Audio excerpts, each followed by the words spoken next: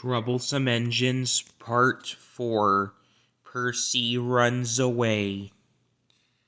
Henry, Gordon, and James were shut up for several days.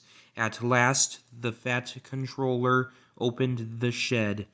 "I hope you are sorry," he said sternly, "and understand you are not so important after all.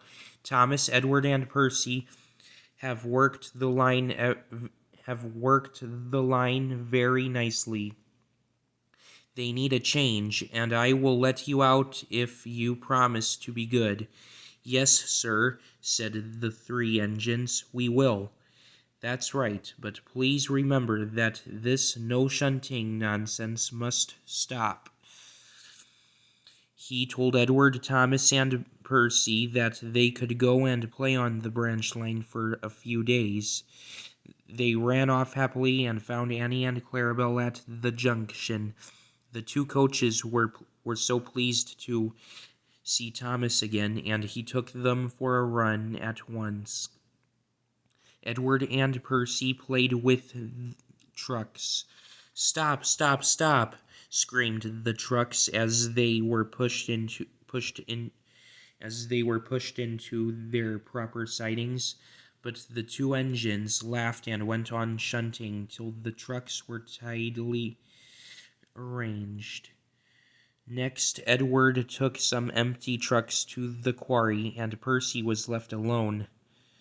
Percy didn't mind that a bit. He liked watching trains and being cheeky to the engines.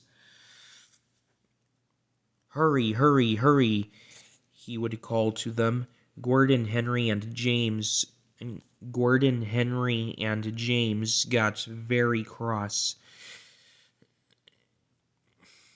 After a while, he took some trucks over the main line to another siding. When they were tidy, he ran on to the main line again and waited for the signalman to set the points so that he could cross back to the yard. Edward had warned Percy, "Be careful on the main line. Whistle to the signalman you are there." But Percy didn't remember to whistle, and the signalman was so busy he forgot Percy. Bells rang in the signal box. The man answered, saying the line was clear, and set the signals for the next train.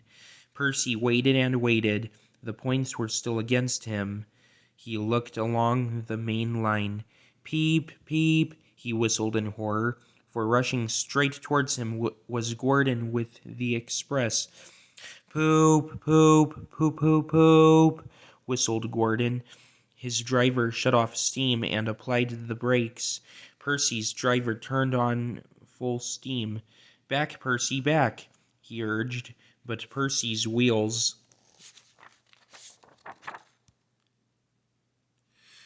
wouldn't turn quickly.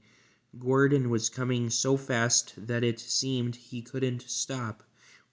With shut eyes, Percy waited for the crash. His driver and fireman jumped out. "Ooh!" groaned Gordon. "Get out of my way!" Percy opened his eyes. Gordon had stopped with Percy's buffers a few inches from his own. But Percy had begun to move. "I won't stay here. I'll run away," he puffed. He was soon clear of the station, and running as fast as he could, he went through Edward's station, whistling loudly, and was so frightened that he ran right up Gordon's Hill without stopping.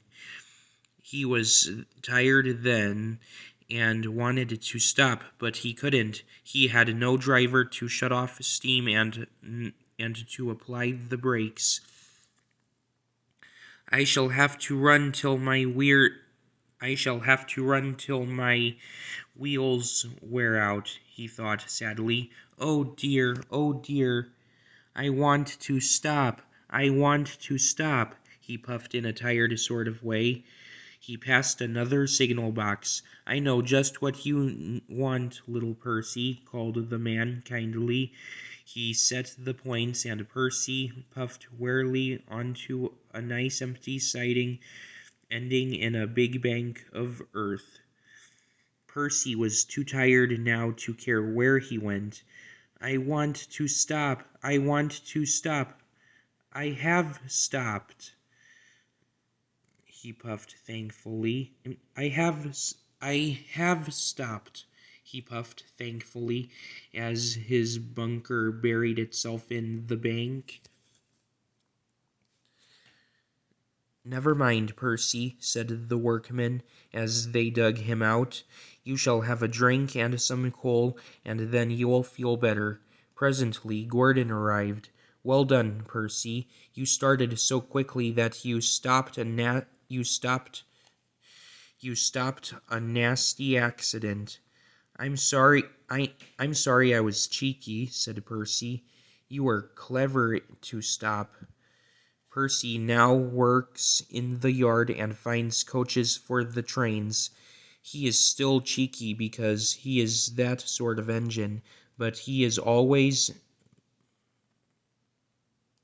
must but he is always most careful when he goes on the main line.